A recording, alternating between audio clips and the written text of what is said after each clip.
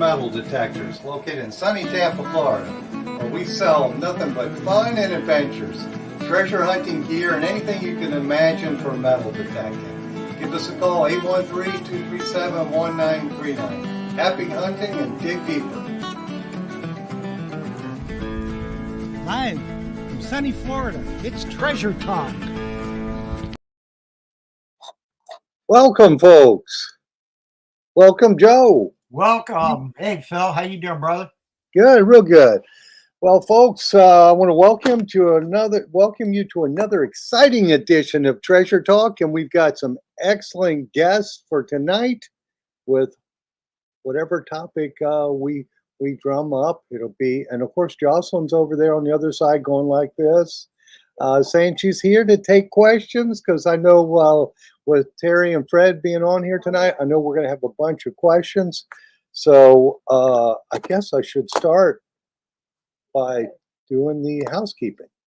As always, today's show is brought to you by your friends at Myers Metal Detectors, where we sell fun and adventure. And of course, the views, thoughts, and opinions expressed here by the Treasure Talk guest and member belong solely to the guest and member, not necessarily to Phil Myers, Jocelyn Myers, Myers Metal Detector, Joe Vizzi, or Jeff Monin. Woo! And of course, the purpose of Treasure Talk is to promote the hobby of metal detecting and treasure hunting in all forms, and to educate our members in a fun, informative manner. Why ain't he talking? Just making sure you're still awake there, buddy. My name is Jeff.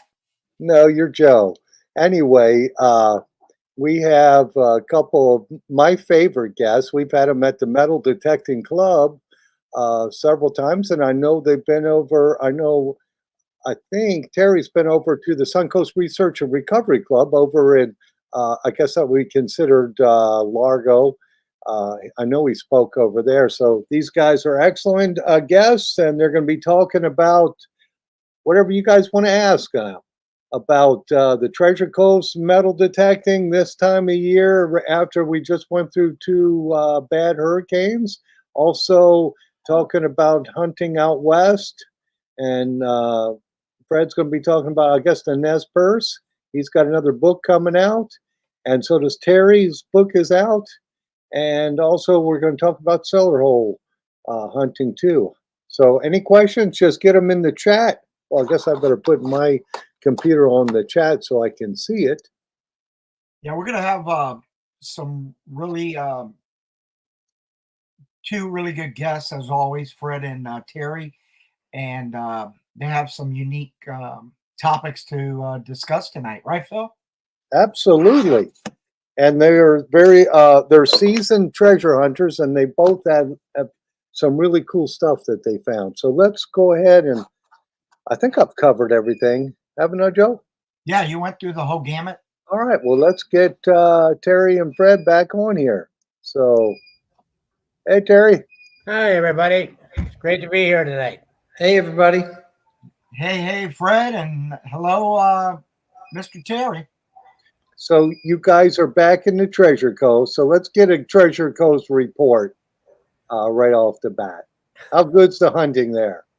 I tell you, I come down.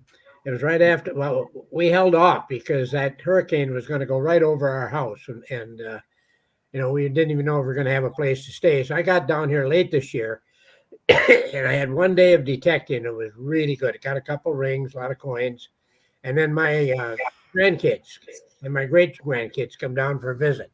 So I spent a week with them, and it was just quality time. But now she's pretty well slowed down. It's really, really sanded in right now. Yeah, I saw you had some pictures on Facebook with your grandkids. You had them out there metal detecting, didn't you? Yeah. It's a great time. It's amazing, I've had them detecting in my yard back home in Minnesota. And of course, I seed it, and I told them that's where the old pioneers used to camp, and they find Tootsie cars and all kinds of stuff from the old pioneer days. But I took down $2 silver, and I had my daughter, or my great granddaughter, and my great grandson. And of course, she found both of them. So I had to excuse myself and go up and get a couple more silver dollars, because being fair is it. And then I had 4 rings, and she found 3 of them. So I had to go up and excuse me, I'm going to get more rings. And it's just great time. Memories is wonderful. Oh yeah, it's awesome. That's for sure. So how about you, Fred? Tell us what you've been up to. Well, after I got back from my trip up north, I did some detecting down here. And I think one of the most fun days was finding 46 pennies all stuck together in one hole. Well, they weren't all stuck together, but there's 46 pennies, and a lot of them were stuck together in a conglomerate. And it was just fun digging because it seemed like it was never going to end. Keep getting these pennies out of there, but that was a fun day there. But Were those old, or was any years They- ago? Wheaties or memorials or what? honestly, I didn't even look that close to them because they're all still like in covered in sand and in conglomerates and stuff. Oh, okay. So, but some of them look fairly new. They didn't look that old, but they must have been in the water for a while to get all that state. Yeah, for sure. So let's talk real quick about your equipment you guys are using. Are you still using the Legend and Manticore, Fred? I'm still using the Legend of Manticore. Yep. And how about you, Terry? I'm using the Deus and the Legend. They're Deus fast- and Legend. they're fast for both of them. So what's your favorite of the both? I actually use the Legend all summer long back home, and I talked to a good friend of mine now. They've got an upgrade, 1.7, and according to him, that upgrade really makes a difference. I haven't done it yet, but he really was very impressed with it. The Legend works so good. When we were up metal detecting the fort and everything up in North Dakota, the Legend is so good with relic hunting. We get this garbage tin material that's all over that whole fort area, and you just get a signal for that, and you don't dig it. And if you get a signal for iron, and there's like a military button underneath, it shows up. You can hear that really good, and you dig both of those up. Okay, awesome. Well, it looks like we've got some questions coming through. This one's from Philip. Fred and Terry, when is the TCAS annual hunt for 2025? Would it be I don't 20? know. Do you know, Fred? It should be in March sometime. Yeah, I'm not sure exactly the date or anything. I don't even know if they've set the date, but it'll be in March, and that's always a good hunt. Always a good hunt. Where's that hunt located? We have somebody commented already. I see it. It's March the 8th. It looks like Jim McLachlan just put that on there. How you doing, Jim? Hey, Jim. Jim is a very important person in the metal detecting community with Fred and Terry. Very important. He's working on my book for me right now, editing my book and stuff. He's doing a great job, and he helps Terry out with his books too. He knows how to spell, and he knows how to use punctuation. It's just amazing. I tell everybody, when I had English in high school, that's when I met my wife, Jean, and I missed it all. So it's her fault, but along come Jim, and we sure appreciate his efforts. He does that for you. So, Fred, why don't you show your book that he's working on right now? This is what it's going to look like, and it's all about the Nez Perce Indians.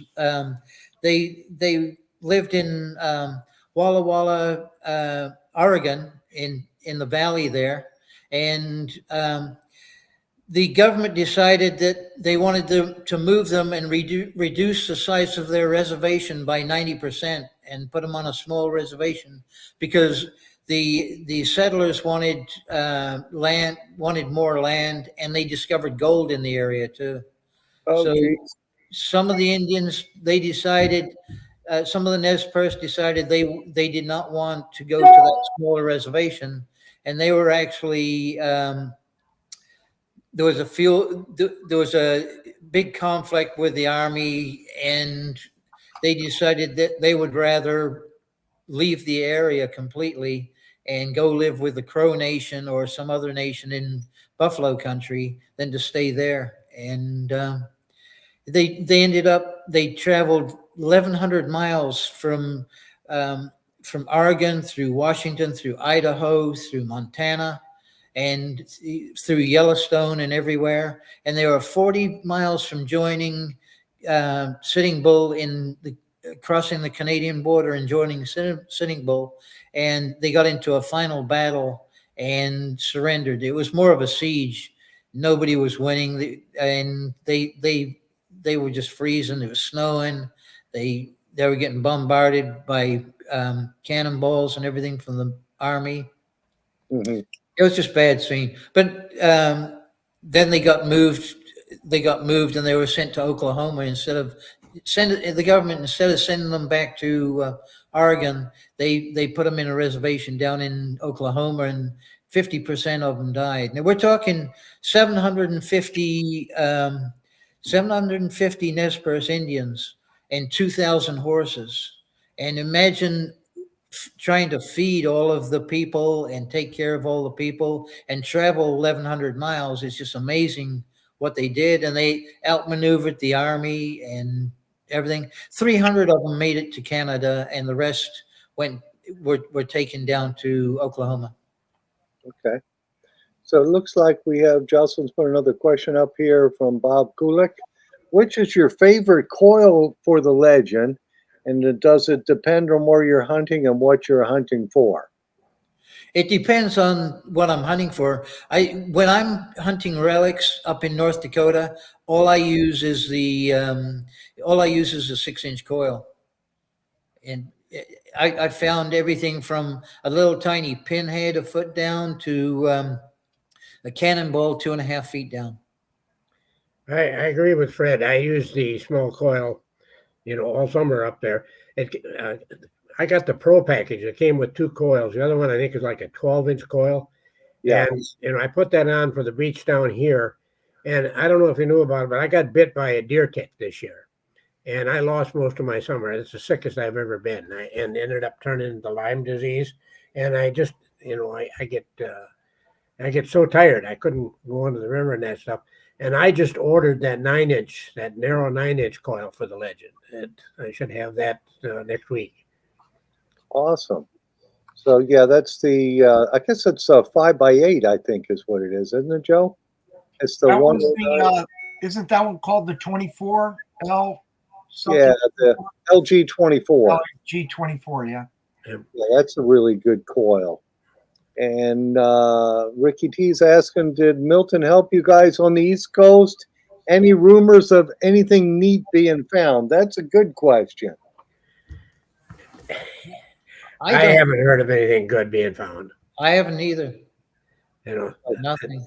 So, but you're saying that it took some of the sand away, but just I guess didn't get down to any good areas. Yeah, it didn't get up to the dunes, into the dunes, so nothing could wash down out of the dunes. And it did take some of the sand away, but not enough to affect anything. I was up north, and I was seeing a lot of this yellow sand, the orange sand, and I think the original beach, and the ghost crabs dig that up. But I've only had 3 days that I've been able to detect since I've been down here. So I really, I've got a lot to find out yet, but I'll be doing a lot of exploring. I firmly believe in checking all these beaches, looking for that low spot. They've had a sign saying that riptides, are high risk of riptides, and be very careful swimming. And these riptides will form, these bowls or washouts. And those, when that happens, I mean, it's payday. I mean, you really do well in those things. So the conditions can change. Like I was out yesterday, and I just dug steady yesterday, and today I got 1 quarter, and I got that on the way out to the beach. Okay. So, Fred, when did you want me to start showing some of the pictures? Well, we can start right now. I'll just explain that I left on July 31st, and I had my first stop before I went on the Nez Perce Trail.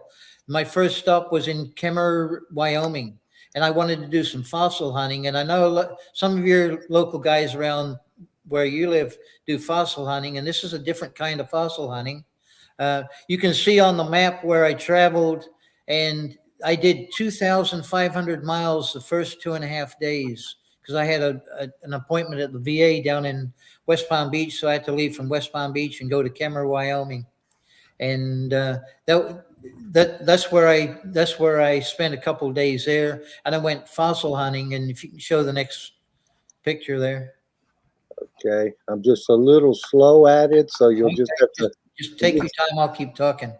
yeah, you just have to bear with me. But so fossil hunting there is not like in the Peace River.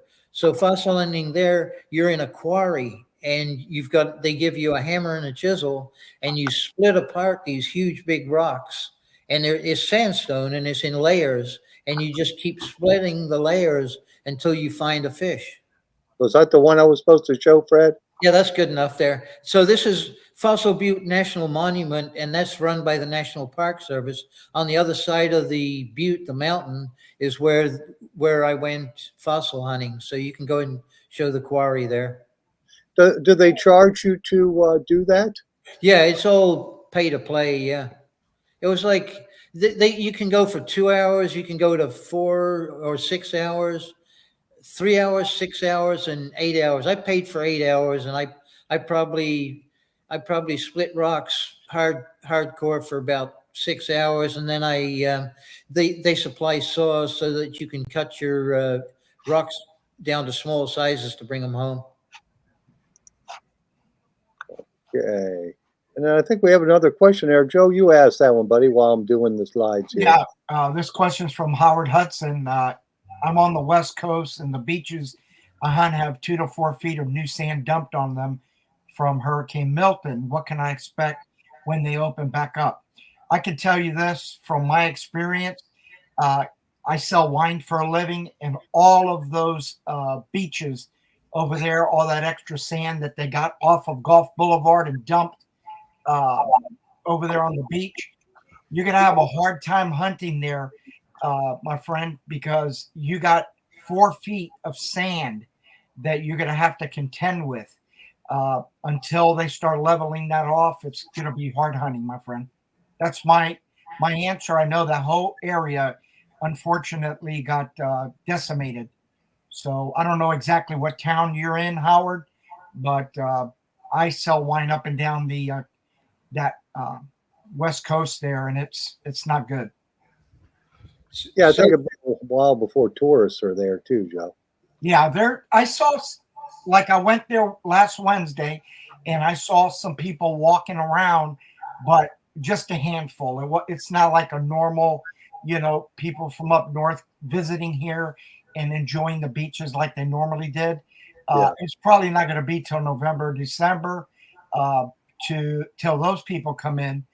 Normally they would be here right now. The month of October is usually when the people from up north start coming here, migrating here to our beautiful beaches. But unfortunately, with this hurricane, there was a lot of decimation out there. Yeah, for sure. So, Fred, you were talking about cutting the rock. How did you cut that? With you get this little thin chisel and a hammer, and you just split the layers. You can see how thin the layers are there, and the rocks were pretty big. And you just keep splitting them until a fish shows up, like that fish you see in the screen there. And I've got one here also. And how old is that? These fish are 350 million years old. Oh my gosh. So they've been there a while. This is the first daylight they've seen. And it's a huge, big quarry. And what they do is, I think there's some pictures you could show, Phil, of the actual quarry. Yes, let me pull that out. And what it is, it's just rows of rocks. And they show you how to split a rock. And then they just turn you loose, and you can walk down these rows and pick any rock you want and just start chiseling on them. And some of them are really big, some of them are smaller. And you just try to go as thin as you possibly can. Here's a thin one, right? This is fairly thin right here, like that. Is that the quarry there? Yeah, that's the quarry right there, and that's looking down into the quarry. And I talked to the guys there, and I asked them. I said, "Well, how many years worth of fish do you have here? You know, for splitting rocks, and they said they've got enough land where they can run this quarry for 100 years. Jeez. I mean, it's just That's an amazing amazing. place. That's amazing. Yeah, and that one you just showed, Fred, did you have that cut, or that's just from the chiseling? Okay, so this one right here. Yeah. So what you do is once you've split your rock, you put them on a hand cart, and then at the end of the day or anytime you want, you can just wheel them over to. They've got all these diamond blade saws, Okay. like a chop saw, and you can just cut them to whatever size you want. So I've got all different size, shapes, in whatever suits you, and different sizes and stuff. So after you get the fish and take the fish home, what you do is you have to preserve them. And what you do is, because a fish like this one here isn't going to show up very good. You can see all the bones and stuff in there. So what they do to preserve that is you take an X-Acto knife and you just go around the fish, around the edge of the fish, to make it show up really good. And you can't see that on the screen, but that's what I did right there. And then after you've done that, you want it all to look the same. So what you do is you can still see all the bones from the fish and the fins. And what you do is you just paint them, and they'll just come out really good like that. You have to put like a sealant to it, Fred? Excuse me? You have to put a sealant over it, you know? Yeah. Okay. Yeah. That's a good question. Yeah. So after you paint it, what you do is you mix Elmer's glue, wood glue, in the water, and I've got like a bin of it in my garage where I've been working on these fish, and then you just dip the whole thing and soak it in the Elmer's glue and water, and that seals the rock, because it is sandstone, and when it's under the water, the air will bleed right out of the sandstone and stuff, and the Elmer's glue and the wood glue in the water will actually seal it. Now, Fred, was there other fossils besides fish? Yeah, there was. I think there's a slide. There's a picture there, but there's turtle, alligators, different things like that, garfish, and I was actually looking tonight, this afternoon before the presentation and stuff, because some of these fish that I've got, there's some of them are really common, like this small one right here is like a sardine, and that's very common.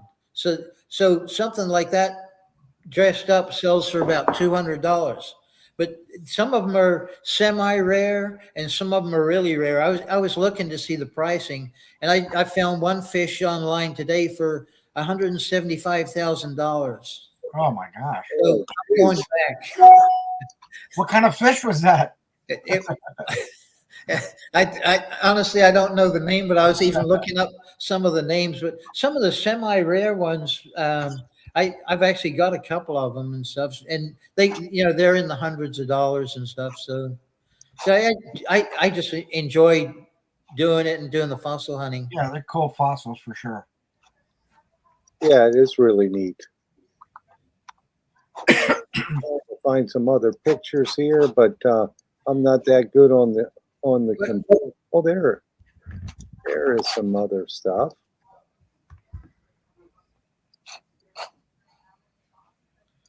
I believe it costs for the day. It costs about $120 to split rocks. It's like hard labor. Yeah. You're paying to do hard labor there. Yeah. And it was hot too. What you have is you've got a row of rocks, and at the end of the row of rocks, they've got these metal. There's a whole bunch of the fish. There's a metal rack, and you put your fish on the metal rack, and then you gather them all up, and you can see these ones have already been cut. Yeah. Yeah, that's pretty cool, for sure. But it makes for a fun day. Yeah, it's treasure. You know, Yeah. it's to me, it's just like it's priceless. You know. And they had some good facilities there too. That's the outhouse you had to use, right? Yeah, Did I show that? I don't know how I did that, but I did it. they did a good job. you, you got into your email. Is that what I did? I'm in my email. Yeah. Okay, I think I better take that one down. When I was a kid, that's what we used. Yeah. Yeah, that's cool. So, how many days did you stay out there, Fred? So I left. I only stayed 2 days in Kemmer, but from there I went to Oregon, and then I did the Nez Perce Trail, and I think I got back like mid September or something like that. Okay. So I was gone last day, July 31st to mid September. And we, of course, I did sapphire mining. I did metal detecting up in North Dakota with Terry up there, and then I went over to Minnesota and dug some cellars with Terry there. And I followed the Nez Perce Trail, and I went through Yellowstone twice. So I was zigzagging across the country and doing more sapphire mining, and I just needed a lot of pictures for my book. Did you, Fred, did you fly out there or did you drive from? No, I left here, and the total trip, I did 10,906 miles in my Jeep. And some of it was 4-wheel drive. Most of it was highway. A lot of it was through the mountains. Some of it was off road. I even had an inflatable boat where a friend of mine, Marcus Waters, and we took the inflatable up to an island called Cow Island in the Missouri River. We camped along the river, which was absolutely stunning, beautiful. And we put the boat in the water and we went up river a little bit to get to an island because I needed pictures of Cow Island, and made it up there. Now, Fred, is that an alligator in the center of that picture? That is, yeah. How big is that? That one there it's not very big. It's maybe like, I don't know, maybe like 2 feet long, something like that. Okay. Yeah. All right. Yeah, that's very But interesting. the really good ones, if you're looking for fish, is a ray, and they look absolutely beautiful when they're split apart. I didn't see any when I was there, but the turtles, people find the turtles, and people, if you see a big black spot, that's a piece of poop. I see we had a question on here from Moose in New York. He's asking, did you find any dinosaurs? Do they find dinosaurs there? Yeah, in Minnesota, excuse me, in Montana, they do find, in Wyoming, they find a lot of dinosaurs. But if you go dinosaur hunting and stuff, they don't let you keep what you find. It goes to museums and colleges and stuff like that. But a lot of them you still have to pay to go to get a guide and go the dinosaur hunting and stuff. Yeah, well, That's interesting. yeah, I guess that would be cool, if you're looking for dinosaurs. But I guess they need to study them. That's why they put them in the museums. But it'd still be interesting to dig up a huge dinosaur. But I guess we do that here at the Peace River. Yeah, exactly. Yeah, Doing the exact same thing. yeah. So they're digging it out of the river. Of course, you got to I hope to get in the Peace River this year. We're going to give it a try. Are you? Yep. Good. A lot of the club members in our club are into that, and they just love getting the fossils out of there when the Peace River, when it's low, I guess in the winter time. Yeah. Yeah. The water's a little cooler, so theoretically the alligators aren't as active. Yeah, we got a pro that's on here, and you guys know him, Rick Tumbleson. He knows the Peace River well. He goes there a lot. Rick has invited us. Yeah, He keeps threatening to take us up there. a lot of good guys. You should take him up on it because I'm sure he'll put you on some good stuff. Right, Yeah. Rick? Yeah, I'm sure Rick would do that. So I guess we should talk about the cellar holes because I see I got some cellar hole pictures here that you had sent me, Fred. So let me see if I can pop one of them up. Well, that might be it right there. Is that it? Is that a cellar hole? Yep. The definition of a cellar hole is a hole where a house once stood. But these are quite old, and they're back in the woods like that. And they're when they say cellar holes, they're actually people didn't live in the holes. I mean, that was underneath the house, and just cooler down there to keep meat and the produce and stuff like that. How do you find those cellar holes, Terry? Well, I'm really fortunate. Back in Minnesota, I was a county sheriff there, and it's an elected position, and so I'm pretty well known. And people will call me. In fact, I was at a cellar hole a couple of years ago detecting it, and a fellow stopped up and said he had some on his property and had come over. He actually walked in to see me to invite me over to his place. So, and it was really interesting.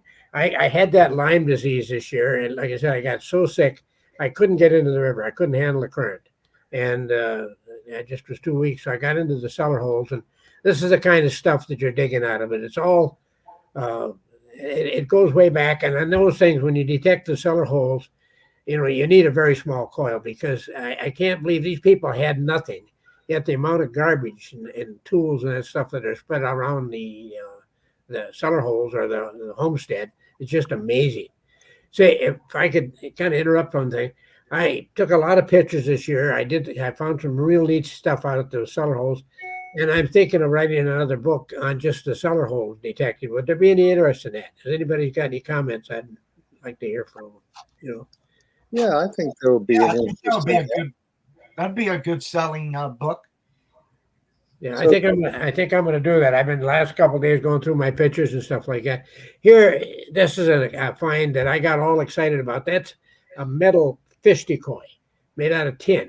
And in Minnesota, our lakes freeze over, and they still do it. I've done it for years. Is they'll have a little dark house out. You put the house out on the lake and cut a hole in the ice, and you drop down a decoy like that. And the house has to be dark, and you can see down into the water, and then you just jiggle that decoy up and down. It's a fake fish, and when the big northerns come in to hit it, you spear it. And I've never seen this one here. Was got a hunk of it's got a stone inside it for weight, and it's just made out of tin and that stuff. And I picked it up at one of the cellar holes. I'm in the process of trying to restore it as much as I can. That's a nice find. And Yeah, Terry used to make these too. I made, when I was a kid, I carved these fish decoys, and I had a guy would buy them as fast as I could carve them. And, I don't know, I think I got maybe $5 a piece for it. I didn't know it. What the guy did, and I signed every one of my decoys. What the guy did is he soaked them in ashes, put them in a garbage can, soaked them in ashes, and sold them as antiques. So if you ever buy a fish decoy with Terry Shannon on, that's supposed to be real old. It's not. But this is what it looks like. This is a picture I took from a magazine, and you can see the decoy down there, and then that's the kind of spear that you have. And when the fish come in, you just spear them. And, I would think that fish, on these cellar holes or these old homesteads, they had to be near water. They had to have water. And I suppose they could dig a well, but they had the oxen and the cattle and stuff like that. And one of the things on the lakes like that, they can go out and they can harvest the ice. And on 3 or 4 of the cellar holes that I've seen, I've been right on the edge of the lake, and they'll dig another hole. And I think they fill that with ice and actually cover it up with sawdust, and it'll stay a long time for refrigeration. It's really interesting. And I think, and most of the time when they build one of these, these homesteads like that, they'll actually build 2 cabins. That's a picture I took. I got, if you'll see, there's an old axe there, and that's a musket barrel that I found, and a regular horseshoe, and then an ox shoe. All out of one cellar hole one day. Got them all the same day. But Now- when they build a house, they'll actually build another littler one close by because these often catch on fire. They heat them with wood and that stuff. And in the middle up there, it gets 30, 40 below up there in Minnesota. And, they can't go to a motel or anything. The pioneers back there. So they always had a spare house to run over to. Okay. So those are looks like iron objects. So how does that read on your legend? Or It'll, you, when the heavy iron like that, it'll pick it right up, and it'll, Yeah. you can tell it's iron. It'll have a low reading, but it really sounds off, and you know it. And I tell you, there's iron all over the place, and I think most of those homes burnt down back then. You know, if a person was going to move on, a lot of times they burnt their own home down just to recover the nails. You know, the nails were, all handmade, and they're a pretty valuable item. And if they're going to move on, they just burn the cabin down and pick up the nails. And we found all kinds of stove parts and stuff like that, didn't we, Terry, when I was up there? Oh yeah, it's just amazing. You know, you needed that small coil, and it's just amazing the amount of stuff that, like a broad axe or axe head or something like that.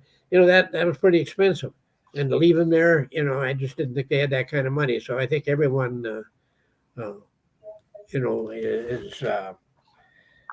okay, we got a question. Like I came up and said, I dig all iron signals. At the cellar holes, you do if it's two things. It's got to be kind of a small item, or it's got to really sound off. Yeah, because that's how you'd hit the really sound off. I imagine those axe heads and that musket barrel would do that. Yeah, the musket barrel. I thought it was a pipe until I took at the other end, and it has a nipple for the percussion caps. Mhm. And I also got a powder flask at that place. Fred was. Oh, that's neat, Terry. Yeah, it's an old powder flask. It's flattened, but it's copper, and for the old black powder, and I find a lot of musket balls. I also get these crotal bells, and you see in New York, you'll see a lot of them. The crotal bells, they jingle, and they say that they use these so they would have a warning of another horse or sleigh coming along. But I just don't think they had a heck of a lot of accidents with horses and sleighs or oxen and sleighs. And then they also have these Constello bells. I'm not pronouncing it right, but that's kind of interesting. I found several of those, and when they had the big teams, they have these bells on it, and on the bells, and they'd have, like at the back, they had maybe 5 in a row. Then the next row up with the horses, they'd have 4 and then 3 and something like that. And if you ever got stuck and another wagon helped you out, you had to give him your Costello bells. The history part of that That's stuff. cool. Fine.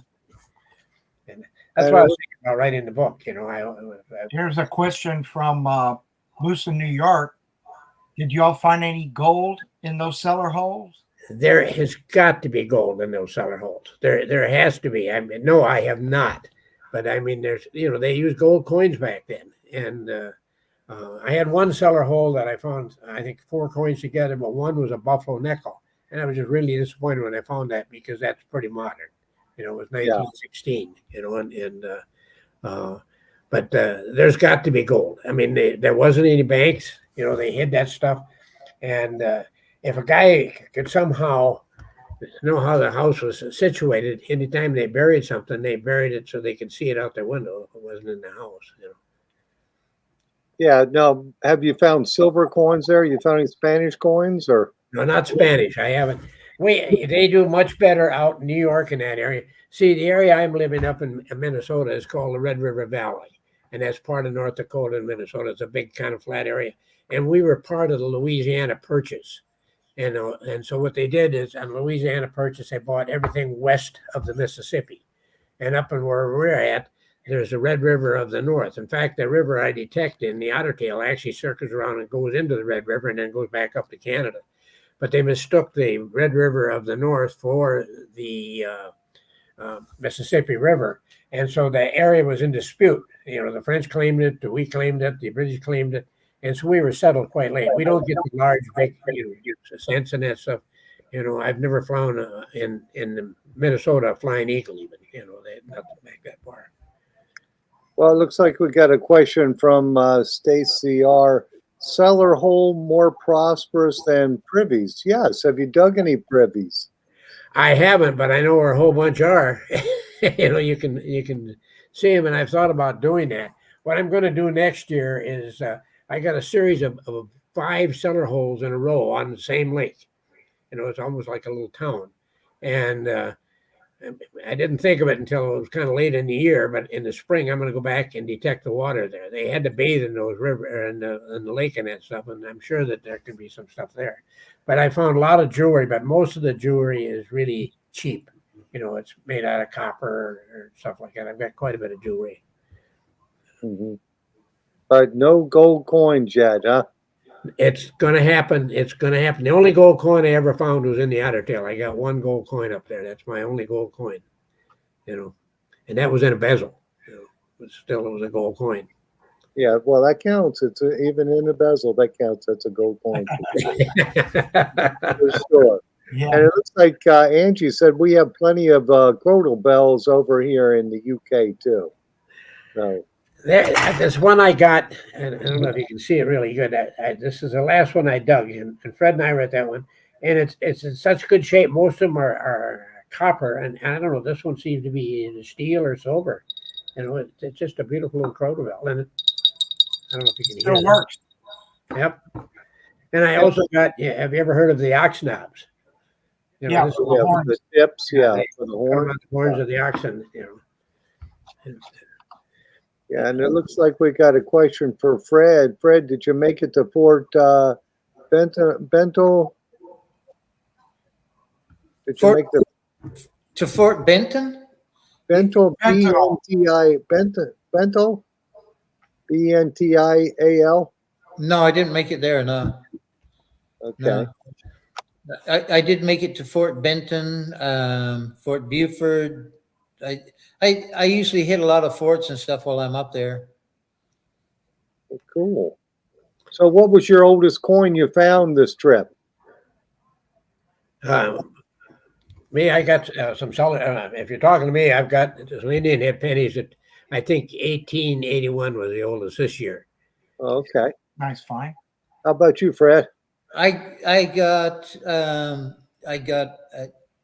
a Indian head penny, and I got a silver dime that was I think 1876, something like that. I got some of those before up at the fort. Okay, cool. I got one when we were out hunting on the killing field there. You remember the date on that one, Fred? Yeah. What was that date? 84, wasn't it? 18, was it? No, it wasn't. I thought I did remember, but no.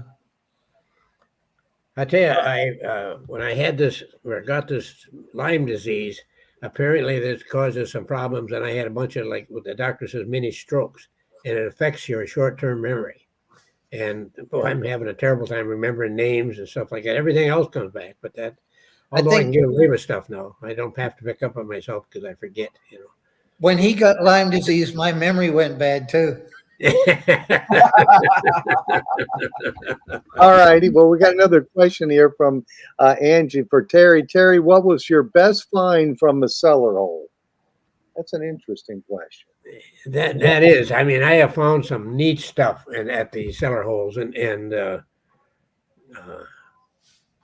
boy, I'm having trouble answering that. I found a lot of jewelry, a lot of, you know, it's cheap jewelry, but it's a lot of stuff. And I think the neatest thing were some toys that, and they're made out of tin, you know, like a tin pig and a tin, a different, you know, I didn't even, when I recovered them, didn't even realize what they were. But everything was handmade. They had nothing back then. So, you know, but I don't think I found anything of any real value. You know. But I found rings, you know, I found several rings, but they're all copper. You know, that, Okay. Well, cool. I got one silver ring, and it's very old and it's handmade, and it on the bottom of it's stamped coin, so it was made from a coin. That's neat. Well, I think we're going to give away something tonight, aren't we? It's fine with me. I'll give away a couple books, and I've got 7 books to choose from. If you win one of mine, you can whatever book you want. I'll get in the mail to you. That's Well, cool. Thank you, Terry. And And Fred, I'll- we were talking earlier. What do you want to do on your end? If it's up to the people, I can give away 2 books, or I can give away a 350 million year old fish, if anybody's into fishing. Can I enter? want to enter too. That's a cool giveaway for those of you that's seen all the different fossils that Fred was showing. That's a really cool thing. 350 million year old petrified fish, right? Yeah, yeah. That's cool. All And right. that one guy that had asked, it was Fort Benton.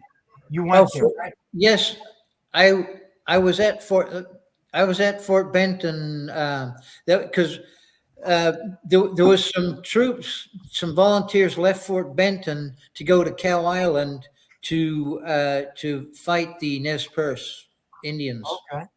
And yeah, I was at Fort Benton. Really interesting place. Funny story there. They wanted to kind of scare the local Indians and everything, so they strapped a cannon onto a mule, and they lit the cannon, and the mule went on down onto his front knees, and the cannon went off, and they blew a big hole in the ground, and it started spinning around, but it didn't kill anybody or hurt anybody. But they never did that again. How about the mule? The mule made it. Okay. That's crazy. You know, when I was in high school, I thought history was stupid. I mean, we got to worry about supporting a family and buying all that stuff and making a life for ourselves. And now I'm into that history. It just, you know, and it's unfortunate a lot of us don't learn from the past either. You know, it's just history is important. But if you want to visit a nice little town out west there, Fort Benton is just absolutely beautiful. It's right on the Missouri River, and just friendly place, old buildings there and everything. I stayed in an old hotel, the Union Hotel there, and it just fantastic place. They've got a really nice museum there too, and a fort. All righty, we're going to give this another attempt here, Joe and Fred and Terry. I'm not the best on this, but we're going to give it a try. So you can do it. You can do it. That's what you've got to enter for the drawing. And we're going to do the first one will be for Terry. And Terry, you're going to give any book that you have. And why don't you show your new one you got out? Okay, this is a new one on my law enforcement career. Okay. It's a really good book. Unpredictable Justice. And it's just stories of, you know, it actually starts when I was a cop in Moorhead, and then I ran for county sheriff. I was a sheriff, and then I ended up my career as a police chief in a small town. And a lot of stories in there, some funny as heck, some are, you know, scary as heck too. That's cool. Well, awesome. So hopefully you'll get this. And then the second one will be for Fred's book or what else? Or fish. Yeah.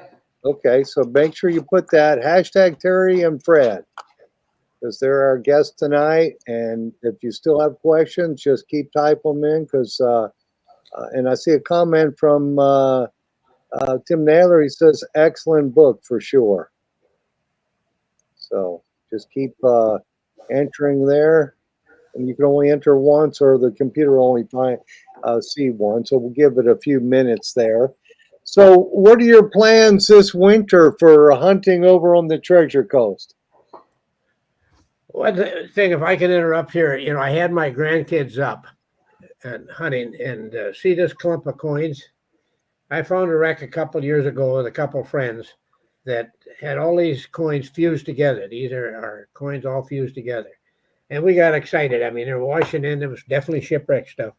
And I'll be darned if one of my granddaughter's husband found a couple of the coins from that wreck that were fused together just the other day.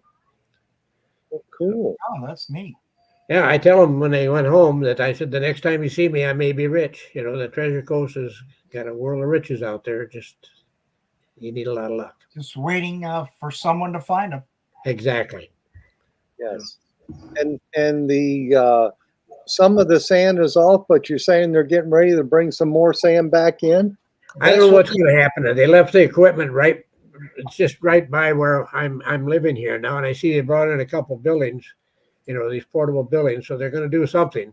But if you go up north, they push the sand up against the dunes, and none of that got washed out. I mean, that's still up there, and that's where I was getting all the stuff. A couple of years ago, I got 3 Spanish coins right up against the dunes, for the year. Last year, I didn't get any. I talked to the contractors that are putting the sand on the beach last year, and they said that just as soon as turtle season's over, they're going to start covering the rest of the beach with sand. So like Terry said, they got it all up against the dunes, and now they're going to cover the whole beach. And this is dirty gray sand. It's just dirty gray sand with a lot of shells in it. On the turtles, the sex of the turtles is apparently determined by the temperature of the sand in that.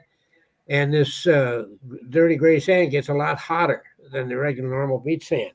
And that's just going to screw up the turtle population. Alrighty, guys. Well, we're going to try to do Terry's drawing here. Let me see if I can do this quick enough to show it on the screen. So we'll hit the draw button and then view on stream. Hey, I got it. Yay!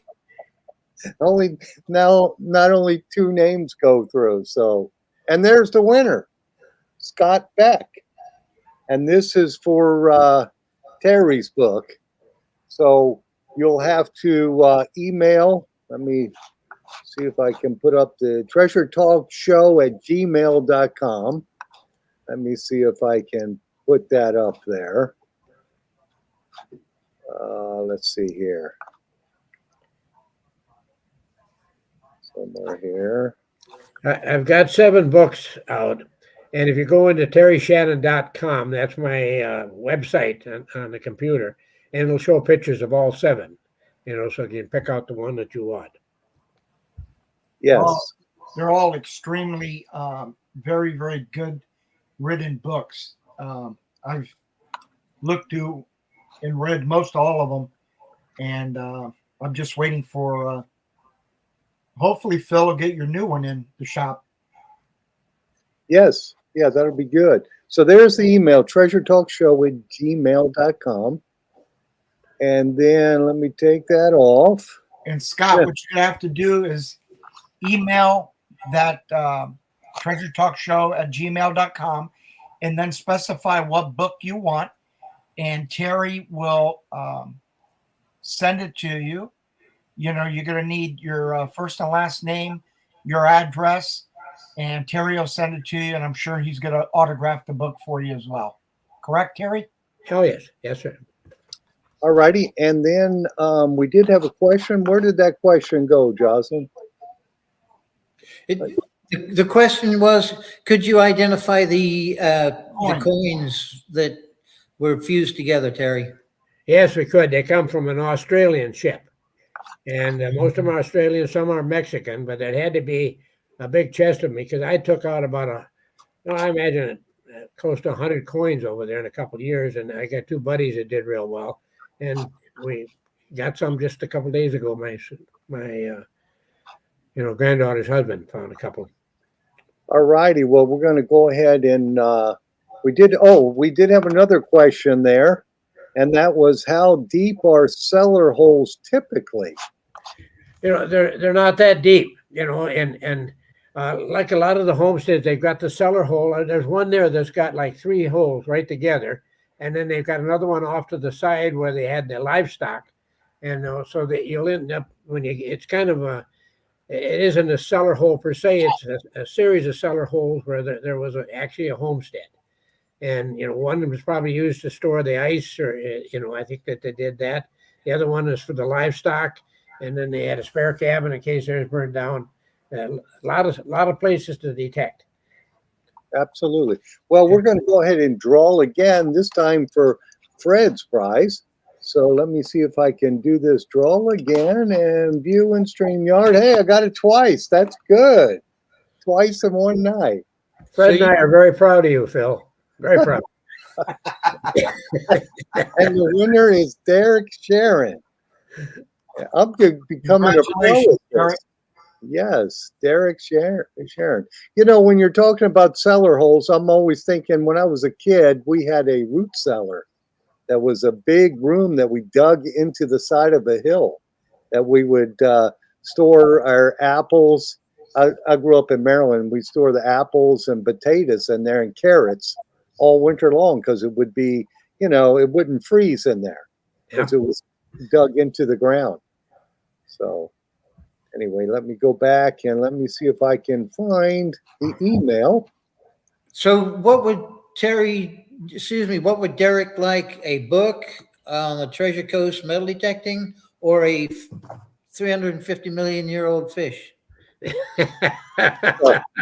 So he's going to go ahead and email the show that what he wants, and his Okay. address.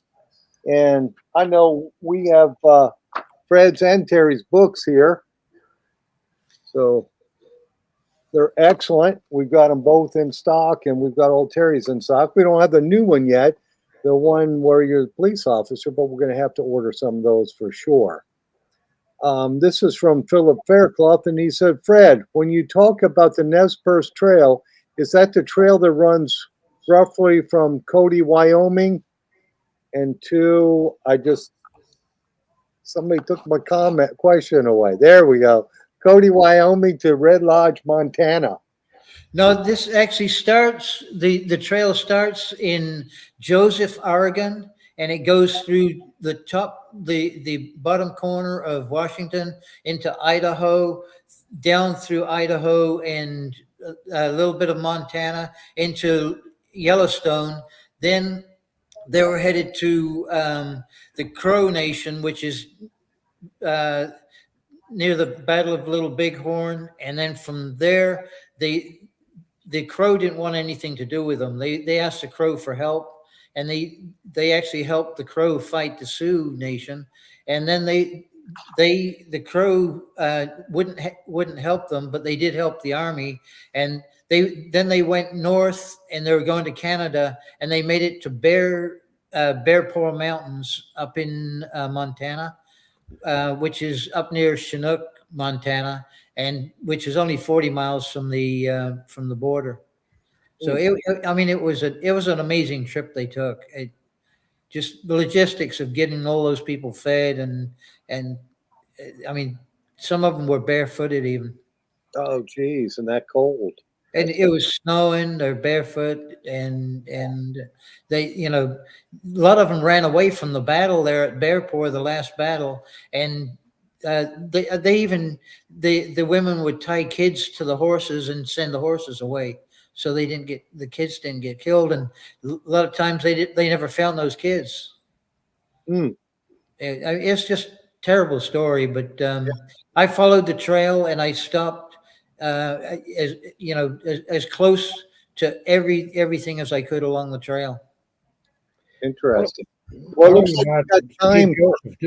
Time for one question left, and this is from Florida Metal Detecting. Terry, any issues with snakes in the cellar holes? I would say snakes or any type of wildlife. Any issues with that? I tell you, big time issues, big time with a deer tick. I tell you, I have never been that sick. There is. You didn't know you had it on you? No, never did find it. My wife got bit years before. She was in intensive care for 8 days, in the hospital for, I think, 11 days. Her blood pressure dropped down to 50 over like 30 something. And 2 doctors said she was the sickest they've ever seen anybody that lived. You know, Okay. And I had days I couldn't get out of bed. And I'm still got vertigo. And, you know, it just, them damn bugs are terrible. You know, I had, you know, other than that, you know, I didn't see any bear. I had a couple of days where the coyotes would get mad and be yapping at me and that stuff. And the area is full of deer. Fred and I went out one night and we counted 81 deer, you know, just driving around. You know, and these are 81 different deer. We didn't count the same one twice. And so, you know, the wildlife Minnesota is beautiful that way. Well, guys, it looks like that hour went so quick. Yes, it did. You had some great guests for sure. Yes, we did. So Terry and Fred, thank you. And thank you for doing the giveaways tonight. I'm sure people are just going to love those prizes. So thank you guys. And thank you Joe and Jocelyn for helping me do this. So, guys, I'm going to hand it over to you now. Thank you for having us on. It's always our pleasure to get on Treasure Talk with you guys. Yeah, we I appreciate consider it an honor to be asked to be on your show, Phil. Oh, well, Joe, thank you for your kind words. you guys are always one of our favorite guests for sure. Go ahead, Joe. You're up, buddy. We've got in the shop, we got plenty of pictures of me and Phil with you guys, and you guys are the epitome of great people in this metal detecting community and Yes. treasure hunting. That's Yes. for sure. Yes. Thank you, Joe. Thank And- you, Joe. Thank you. And with that, I'm going to close the stream down. But thank you again, guys. And folks, if you're looking for a Mind Lab or a knockup product, we've got the specials already. We already even have our Black Friday specials in too, don't we, Joe? Absolutely. Come see us, call us. We have the Black Friday. Even though we're not there yet, we do But have we got it already. We did that. So give me a ring. So thanks all and happy hunting and dig deeper. Thanks, guys. Good night, folks. Have Good a night. good night. Take care.